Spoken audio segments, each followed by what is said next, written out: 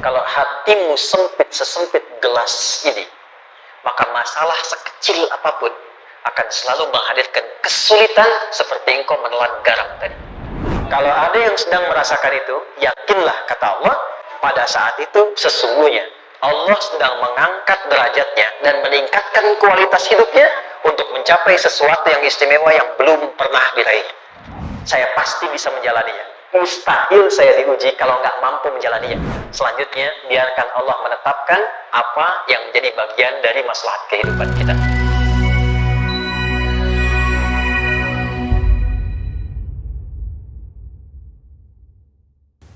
Ini apa? Kelas ya? Baik. Pelan-pelan sedikit. Kira-kira volumenya besar kecil? Kecil ya? Baik. Kalau saya bandingkan dengan gayung, volumenya besar mana? Gayung ya? Baik.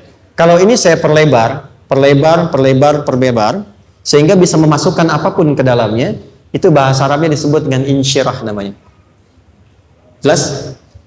Meluaskan sesuatu sehingga terlihat lapang, sehingga memudahkan setiap hal masuk ke dalamnya. Itu insyirah namanya. Surah ini diberi nama dengan surah Al-Insyirah, yang berarti sesuatu yang lapang, yang tenang, yang nyaman. Yang diharapkan dengan keadaan hati yang lapang, nyaman, tenang itu, segala persoalan yang dihadapi dalam kehidupan akan mudah diterima dan tidak berdampak besar dalam menyikapinya. Maka bagaimana kemudian Allah memberikan turunan-turunan petunjuk supaya apa yang diharapkan ini bisa tercapai? Satu, izin mengilustrasikan. Saya kasih cerita sebentar. Ada seorang anak muda, kisah ini sangat viral, hampir setiap kita bisa mendapatinya. Datang kepada seorang kakek tua di sisi danau yang jernih sekali airnya. Dia berkeluh kesah tentang persoalannya. Dia katakan, saya punya masalah begini. Berat sekali terasanya. Kakek itu kemudian permisi, dia hanya membawa 2 genggam garam. Kemudian beliau bawa 1 gelas, ilustrasinya seperti ini. Dimasukkanlah kemudian garam itu ke gelas itu. Lalu diambil 1 gelas air yang jernih tadi dengan garam segenggam. Kata beliau, minum. Pemuda itu mengatakan, wah, asin, minum aja dulu. Lalu ketika diminum, langsung ditumpahkan. Dia muntahkan asin katanya. Lalu setelah itu kakek yang tadi melepaskan segenggam sisanya, dilempar ke danau tadi yang luas. Lalu diambil lagi dengan gelas yang sama. Sekarang minum. Bagaimana rasanya? Segar, enak, nyaman. Itulah hatimu. Kalau hatimu sempit sesempit gelas ini, maka masalah sekecil apapun akan selalu menghadirkan kesulitan seperti engkau menelan garam tadi. Tapi kalau hatimu luas, sebesar apapun masalah, tidak akan pernah berdampak pada dirimu kecuali engkau mampu menyusun rencana untuk mengatasinya. Kelapangan hati yang membuat diri kita mampu menerima persoalan apapun, itu yang disebut dengan insyirah. Makanya dulu tahun 90-an ada sinetron Hati Seluas Samudra, gitu ya. Saya pernah tahu itu. Sama anaknya diapa-apain juga, masih aja ya, menerima gitu. Dulu siapa ya? Jeremy Thomas dan lain-lain, ya. Saya kira ada itu. Ya, saya kira itu ya.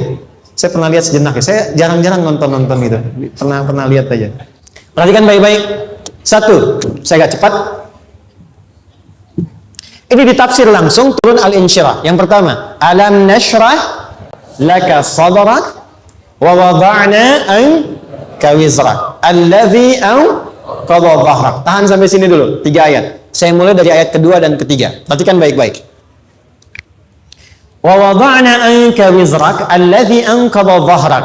Artinya apa? Artinya satu beban yang diletakkan di pundak yang berpengaruh kepada semua bagian tubuh.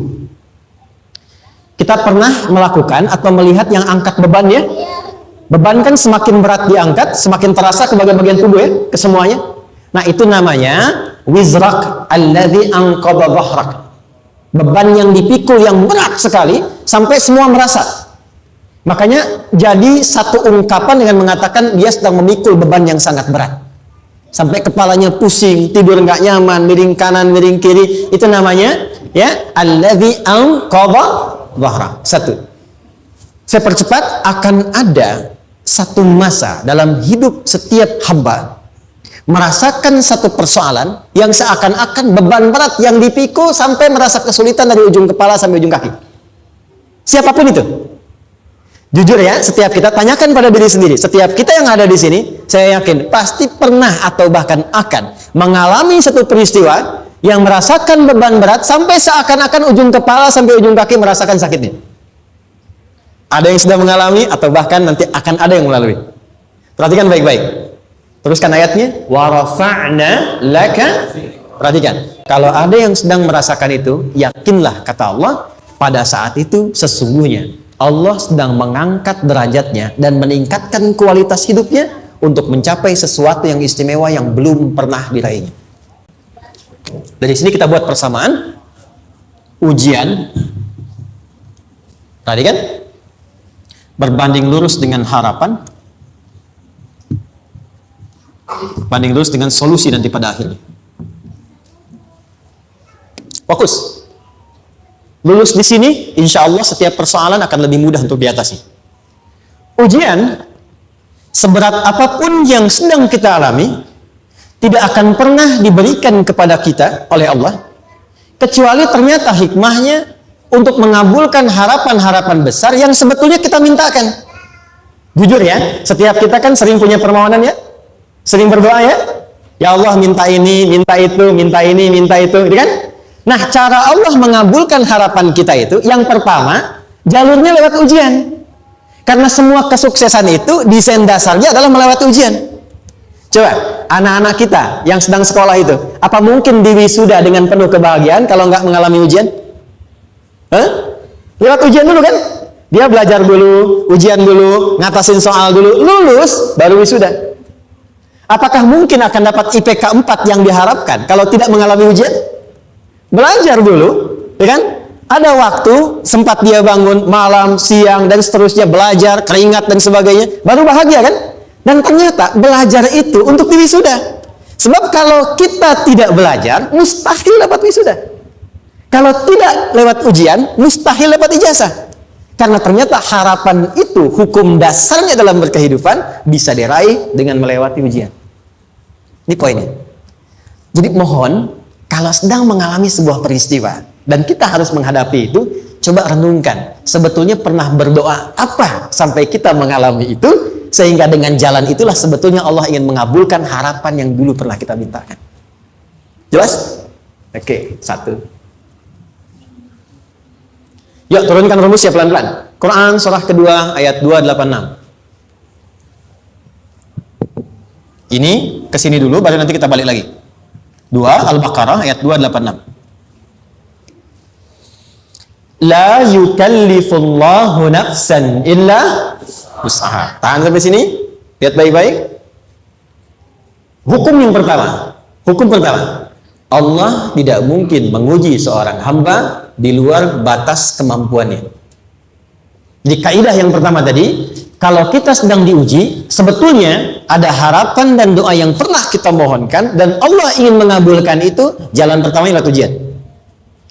Tapi adilnya Allah tidak akan pernah kita diuji kecuali sesuai dengan kemampuan kita. Jadi kalau nggak mampu, nggak mungkin diberikan ujian.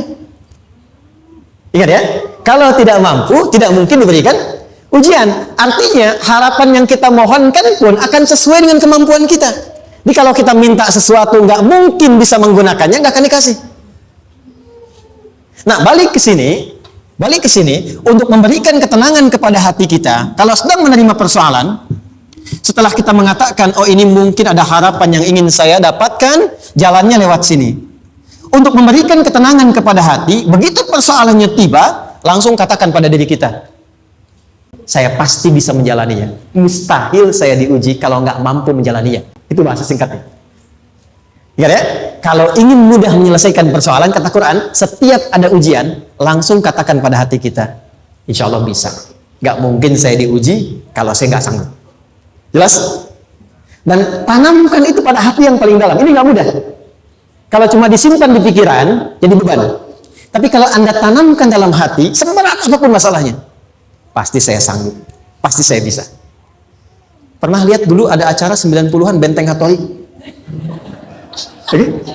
Benteng Takeshi ya? Takeshi ya, gitu kan, artinya kan bisa jawab ya.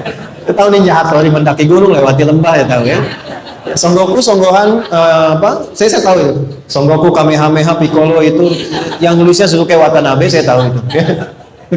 Benteng Hattori, balik lagi ya. Benteng Takeshi ya. Puncaknya kan main pakai itu kan, pakai tanknya dan sebagainya.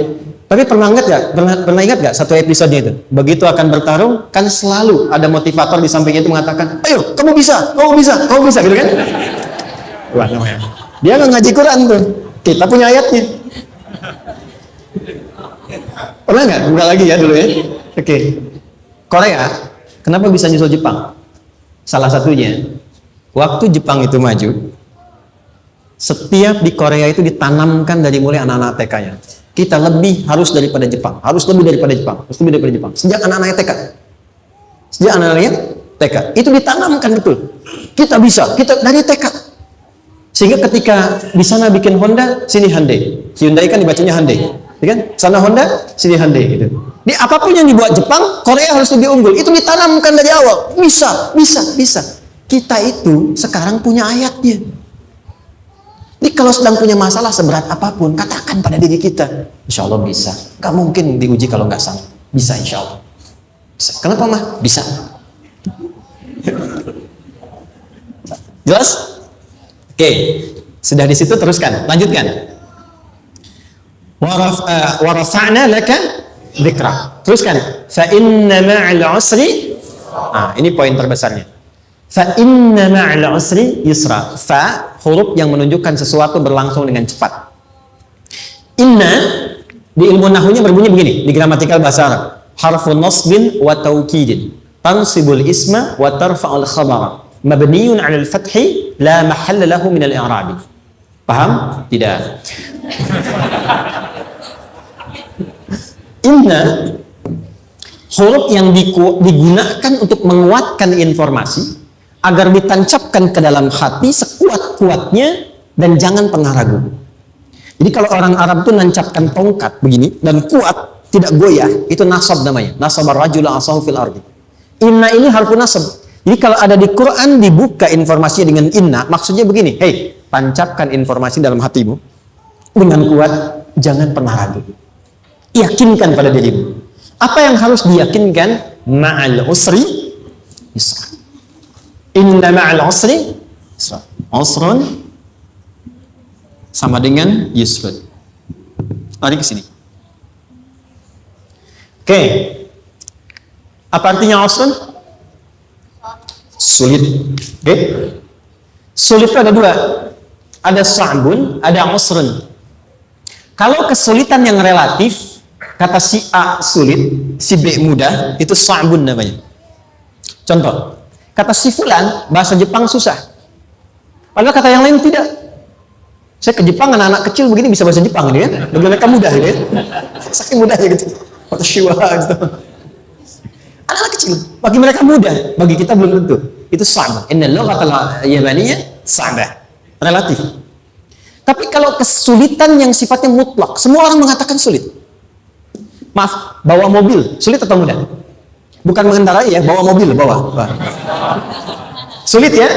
Sulit ya? Baik, sepakat sulit semuanya. Nah, itu dalam bahasa Arab dikenal dengan usrun. Kesulitan yang semua sepakat bahwa itu susah. Sulit, semua sepakat. Dan ketika ada orang bicara, aku sedang punya masalah begini. Semua mengatakan, wah itu nggak mudah, itu nggak mudah. Itu usrun namanya. Lawannya, kemudahan yang relatif disebut sahlun. Tapi kemudahan yang semua sepakat bahwa itu mudah, itu yusrun namanya. Mengangkat spidol, semua mengatakan mudah, ringan. Itu yusrun namanya. Perhatikan, Allah tidak memasangkan sa'bun dengan sahlun, tapi memasangkan usrun dengan yusrun. Orang-orang yang punya keyakinan kuat, setiap persoalan itu akan selesai. Dan dia mengatakan pada dirinya, aku bisa melewatinya. Maka, perhatikan kalimatnya kata Quran, inna ma'al usri yusran. Sesulit apapun masalah yang sedang dia alami, maka Allah akan datangkan solusi semudah-mudahnya yang bisa dia nikmati. Dengan kata lain, kalau kita bawa ke bahasa psikologi, kalau sedang menghadapi persoalan seberat apapun, selain kita mengatakan, ini pasti bisa saya lalui, saya insya Allah sanggup mengatasinya, katakan pada diri kita, ini pasti selesai. Pasti ada solusinya, pasti mudah. Katakan, walaupun memang solusinya belum datang, tapi tenangkan pada diri kita dengan mengatakan, inna ma'al usri yusra. Bahasa psikologinya, katakan pada diri kita, ini pasti selesai. Gak mungkin gak selesai, pasti ada solusinya, pasti mudah. Itu lebih memberikan harapan pada diri kita untuk menuntaskan persoalan dibandingkan dengan meratapinya. Jelas? Teruskan. Fa inna ma'al usri. Kalau masih ragu kata Allah, katakan lagi sekali lagi. Sampai hati kita merasa nyaman. Jadi kalau sedang punya persoalan seberat apapun, tanamkan pada diri kita, pasti selesai. Belum nampak, insya Allah pasti selesai. Gak mungkin diuji kalau gak ada solusi. Itu lebih memberikan harapan. Setelah itu, fa'idha faraghta, mitigasi masalahnya. Mitigasi persoalannya. Tuliskan. Ini masalahnya apa? Rumah tangga. Apa saja misalnya, dia ada suami, ada istri, ada anak-anak. Masalah ada di mana? Kadang-kadang benangnya jadi kusut karena satu-satu nggak segera diselesaikan. Maka kata Al-Quran, fa'idha faraghta. Satu-satu mitigasi dulu. Satu masalah di sini, lihat di suami, lihat di istri. Kalau pekerjaan, masalahnya apa? Sebelum bercabang kemana-mana, petakan. Apakah rekanannya? Apakah relasinya? Apakah kemampuannya? Apakah manajerialnya? Apakah marketingnya? Mitigasi, kotaki semua, selesaikan satu-satu. Setelah itu, apa yang dilakukan? Wa ila rabbika, tawakal sepenuhnya kepada Allah untuk menentukan hasilnya. Tawakal itu yang paling mahal.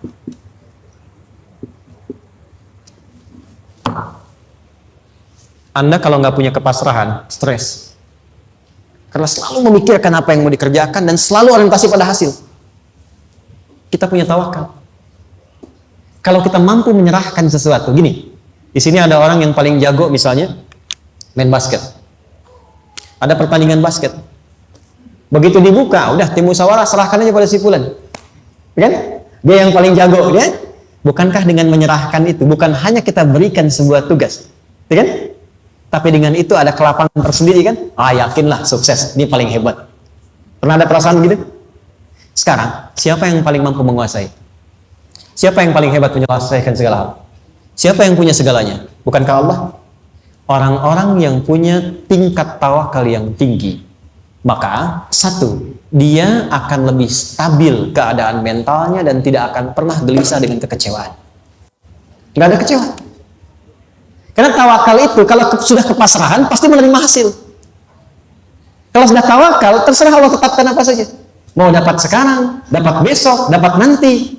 Puncak yang paling tinggi, tugasmu hanya berikhtiar semampu yang bisa dilakukan. Selanjutnya, biarkan Allah menetapkan apa yang menjadi bagian dari maslahat kehidupan kita. Saya tutup. Cara Allah menjawab harapan kita ada 3. 1. Memberi langsung apa yang kita mintakan. 2. Menunda itu sampai kita siap menerimanya. 3. Mengganti apa yang kita inginkan dengan apa yang kita butuhkan. Saya ulang ya. 1. Memberi langsung apa yang kita mohonkan. Misal, ya Allah saya ingin A misalnya. Anak saya pengen ke ITB. Tapi nggak mungkin tiba-tiba langsung masuk ITB kan? Pasti lewat ini dulu kan? Ada ujian dulu. Ikut tes. Dan seterusnya diterima. Sesuai. 2. Kadang menunda sesuatu sampai dia sanggup menjalaninya. Anda punya anak usia 5 tahun, pengen diberikan motor. Anda mampu untuk memberi motor, dikasih nggak? Tidak. Sampai dia sanggup mengendarai motor, baru Anda berikan. Terkadang ada yang kita minta sekarang, tidak didapati sekarang. Tapi ternyata tahun depan kita dapat. Kita harus sadar bahwa anugerah yang kita dapatkan tahun depan itu sebetulnya adalah hasil doa kita di tahun ini. Pernah dengar nggak kisah viral? Nabi itu berdoa baru dikabulkan setahun setengah, setahun 6 bulan. Padahal itu Nabi loh. Kiblat pertama kita kemana? Palestina kan? Baitul Maqdis kan? Nabi berdoa, mohon terus nengok ke langit. Al-Baqarah 144, minta, jawabannya turun setelah setahun setengah, setahun 6 bulan. Ada yang mengatakan di tafsir setahun 8 bulan, baru dikabulkan setelah setahun setengah. Padahal kurang soleh apa Nabi? Nabinya siap, mungkin umatnya yang belum siap. Nabinya siap, tapi ada tantangan di masyarakat yang tidak mudah, yang mungkin bisa meruntuhkan dakwah. Baru dikabulkan setahun setengah. Ketika semua umatnya sudah bisa siap menerima itu. Boleh jadi, apa yang diminta orang tua sekarang, terkabulnya mungkin belasan puluhan tahun pada anaknya yang nomor sekian. Tahu Imam Syafi'i? Imam Syafi'i itu kan nama aslinya Muhammad. Bapaknya Idris, kakek yang ke atas, yang ketiga namanya Syafi'i. Kenapa disebut Imam Syafi'i? Dinisbatkan pada kakek yang ke atasnya. Ternyata kakeknya ini seorang ulama besar, saleh, memohon kepada Allah, setiap di keturunannya ada yang bisa menggantikan lebih soleh, lebih baik lagi. Ternyata yang didapatkan bukan dari anaknya, tapi generasi keturunan yang kesekian. Anda belum sekarang bisa hafal Quran. Misalnya, Anda bermohon, berdoa, boleh jadi yang hafal, mungkin bukan di anak, bisa di cucu, bisa di bagian keluarga yang lain. Maka, terkadang tawakal itu tidak hanya memberikan hasil yang cepat, tapi memberikan keindahan yang terasa tertunda, tapi melengkapi kebahagiaan yang dirasakan. Penutupnya, boleh jadi minta ke ITB, diterimanya di Unpad. Minta motor, dapatnya mobil, kalau itu senang, luar biasa. Minta mobil, dapatnya motor, kan? Ternyata, kadang-kadang di sini yang terakhir, saya tutup, Allah mengabulkan apa yang kita butuhkan, bukan apa yang kita inginkan. Anak Anda sakit dibawa ke dokter, kata dokter jangan dulu makan jeruk. Maka Anda pulang, dia minta jeruk, Anda berikan apel. Saya nggak mau apel mah, saya pengennya jeruk. Nggak apa-apa nah, ini apel rasa jeruk misalnya kan. Anda berikan. Ternyata apa? Bukan ingin menyakiti dan tidak mengabulkan keinginan anak, tapi lebih memberikan apa yang dia butuhkan. Kadang-kadang maaf ya, teman-teman mintanya proyek A, udah capek, di situ nggak dapat, dapatnya di yang lain. Teman-teman, itu Allah berikan sebetulnya hasil ikhtiar Anda yang sebelumnya. Cuma dikasih yang lebih baik yang tidak Anda pernah bayangkan maslahat. Jelas sampai sini?